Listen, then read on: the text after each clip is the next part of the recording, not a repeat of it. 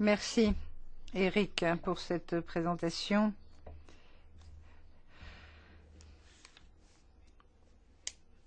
Nos trois interventions, nos trois orateurs nous ont donné des éléments supplémentaires pour mettre en exergue le sujet principal de ce panel.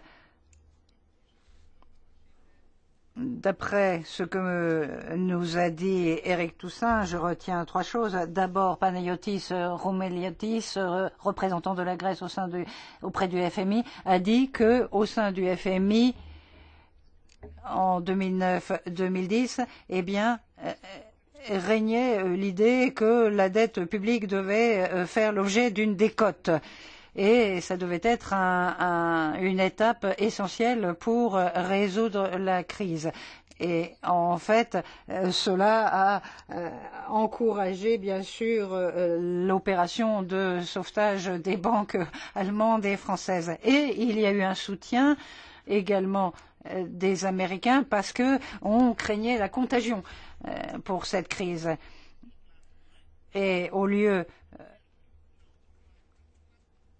on a préféré donc faire porter toutes les conséquences de cette crise à la population grecque, avec des mesures d'austérité terribles. Deuxième chose, le recours à l'asphyxie bancaire en tant que méthode de chantage politique, et ce, en vue du référendum du 5 juillet. Il s'agissait donc d'exercer des pressions sur la population grecque afin qu'elle vote oui à ce référendum.